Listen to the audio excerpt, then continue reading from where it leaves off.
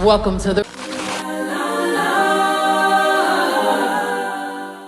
If you're a Beyonce fan, you've probably noticed that her low notes are even better than usual. Well, it makes sense. As one ages, that tends to happen. However, it's not just the technique, the ability, and the notes. It's how she's using them as an artist.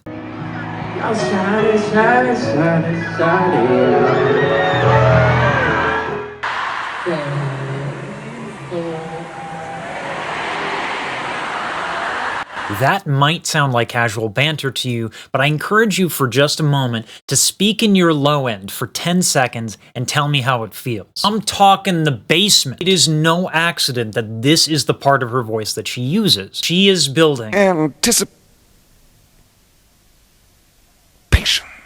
What's unique to Beyonce is not only can she develop that anticipation, she can also deliver a calming, almost nurturing tone when she adds vibrato. That's why I love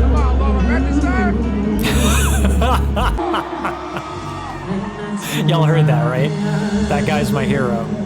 Shouting at the come on, lower register. That's why I love you. You catch me when I'm home. Slow down, slow down, slow down. And that's why I love you. What I like, or rather, what I love, Catch me when I'm home. the thing that I find most compelling is that a lot of people will force their low notes. They'll go like, that's why. They'll force their larynx down with their tongue or any other thing that they can think of to try and get power. But if you do that, you actually don't get the lushness of the lows that she's getting. Right, you lose power, but if you do that, it actually sounds good, which is kind of, important.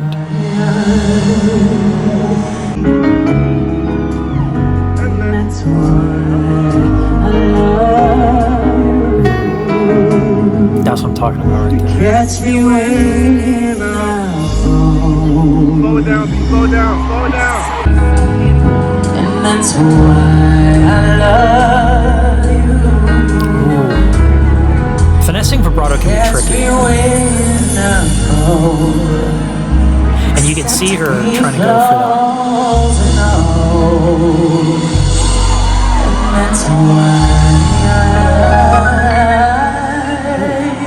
that. When you're trying to finesse vibrato, you're actually more or less finicking with two things: your breath and then your cricothyroid muscles. What you're looking at is the cricothyroid muscle, and that is responsible for tilting the I know the words, thyroid cartilage. There we go. So the vocal folds are connected to the Adam's apple, aka the thyroid cartilage. When you tilt said cartilage using those muscles that we just pointed out, you end up having the folds, which are like this, and then it tilts that way. And it's this instability in the vocal folds that creates that vibrato.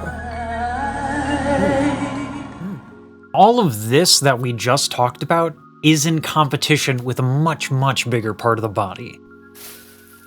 The lungs don't have a structure of their own. They might as well be a plastic bag. So what that means is that all of the muscles surrounding the lungs have an impact on how much you exhale, which is paramount to singing, right? You need to breathe. Just in case you didn't know, just in case we need to clear that up, breathing is good. Also, what you need to know about the diaphragm is that if it doesn't work, you are dead. It does what it needs to do, regardless of whether or not you want it to.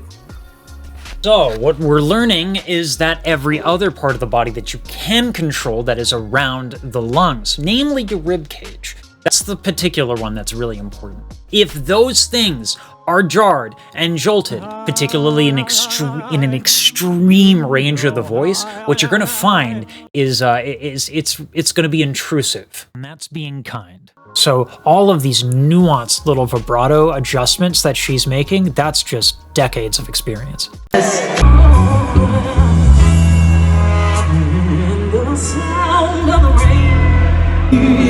When she brings it in and out, brilliant.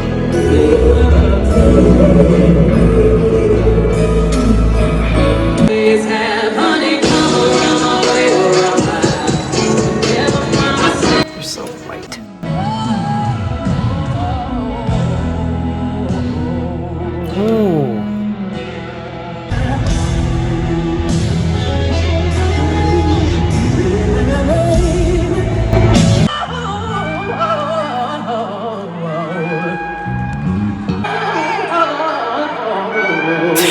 These runs are pretty gnarly.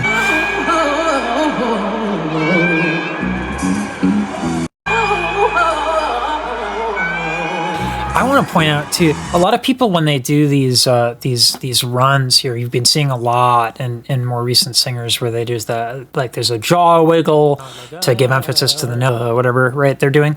She's actually got tricks. She's doing it quite a few different ways. A lot of the head movement, which is super interesting. It's actually a really efficient way to do that because it's like, here are your vocal folds right here and all the musculature around it, right? So if you want to give emphasis to a note on a run, like do do do do do do do, but like say you don't have consonants like that, ooh, right? That helps facilitate giving more emphasis to the runs in various different ways. Look at her head movement specifically as she's doing this. It's remarkable and very, like, pay attention to the sound as she moves everything.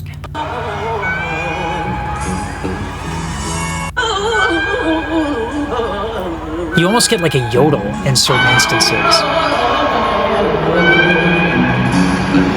It's really nice.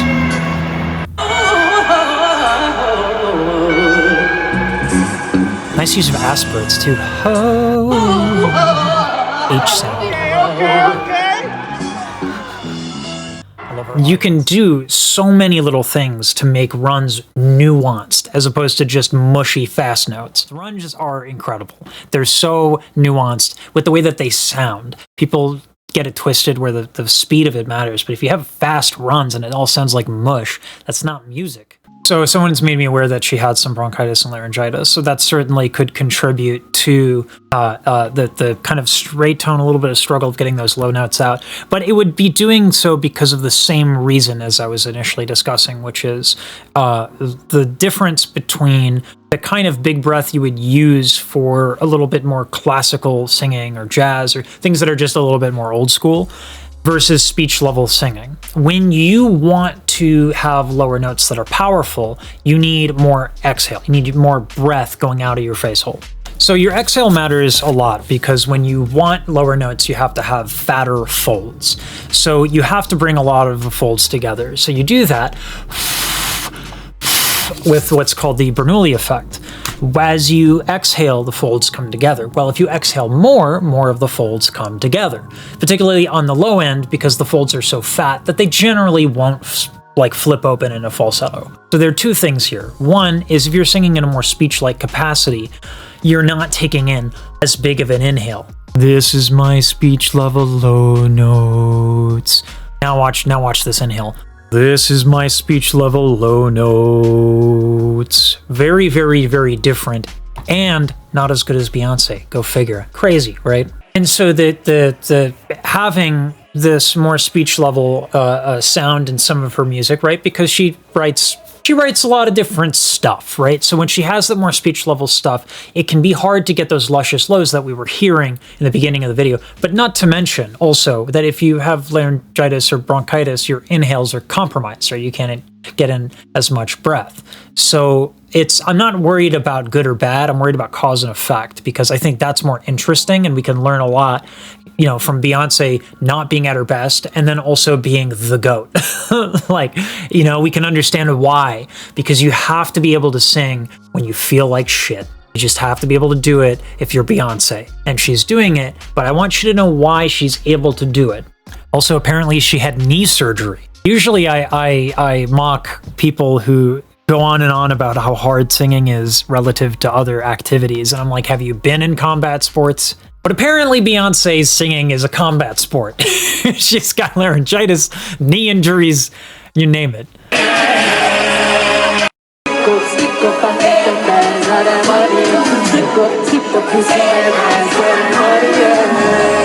Yeah, some of the low is a little fuzzy here. Now I love you just the way I love that ragdoll. Day by day. When she's on, oh buddy. oh yeah. Day by day.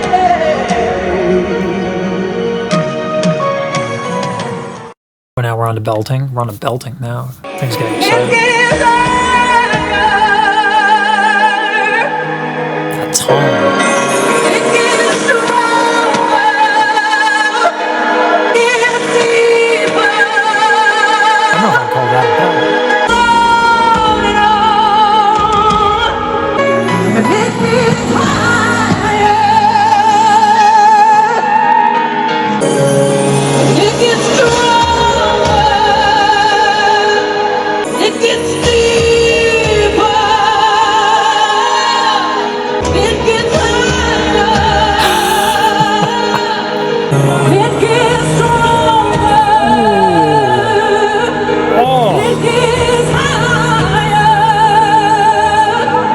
Man, that growl stuff is not easy. That is hard. There are a lot of different ways to create distortion. In fact, there are people who actually like specialize in the field of vocal distortion. But for our purposes, it's mostly straightforward. Just like, it's not complicated, it's just super hard. So what you're looking at right here, this is the epiglottis. This is the thing that when you swallow can go, and it is the thing that prevents you from swallowing and breathing at the same time.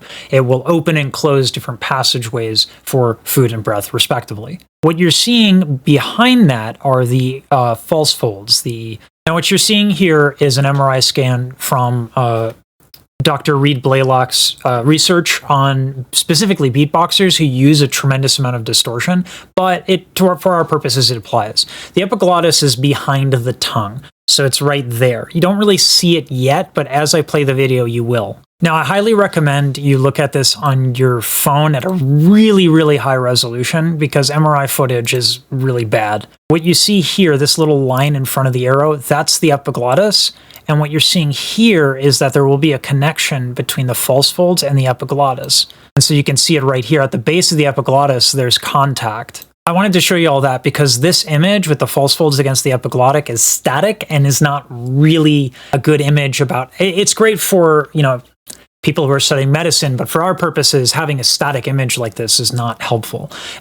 It looks like the false folds and the epiglottis are inherently connected. They're not. And so, all of this is to say that you can do growls in very different ways. But the higher you go up, the harder it is. If you're going low and you want to do a low-end growl, you're going to bring your tongue back just a little bit, like, you go, and then you do that. It's just that sigh, right? Inhale and just let it out, and you'll get a little bit of that false fold rumble. You'll find it eventually if you don't get it at first. And then you combine it with going with a little bit far back with the tongue to push the epiglottis towards those false fold muscles.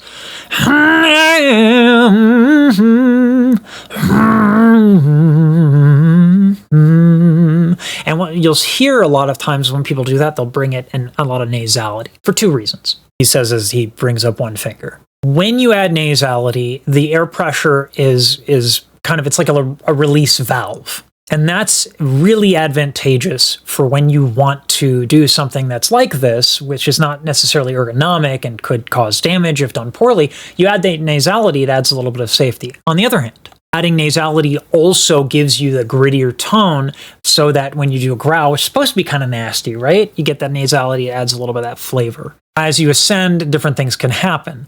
That's more of a beatboxing approach, but the higher you bring that, the harder it is. So when she's belting and going and doing that, oh boy! I mean, we're not at C5, we're not in anything like that yet, but it's still like as you creep up with that technique, it gets even more difficult. Have to be a lot more precise about the rattling because of what we talked about with the Bernoulli effect. Your folds are going to thin out the higher you go up. And so that makes them more gentle. And this technique can be very abrasive. And so as these thin folds, these gentle little things are touching, you're doing all of these things around that are very forceful, not ergonomic, could potentially be dangerous. But it's not when it's Beyonce because she knows how to balance herself on that knife's edge. She's so good. Also being told she has had vocal injury as a result of growling. But so did Pavarotti, by the way. 3 times he had to get surgery for folds. So don't let the classical elitist tell you, oh, vocal damage. Like opera singing is a major cause for vocal damage. Turns out singing over an orchestra can harm you. Click right here for more of my content on Beyonce's singing in the Renaissance tour.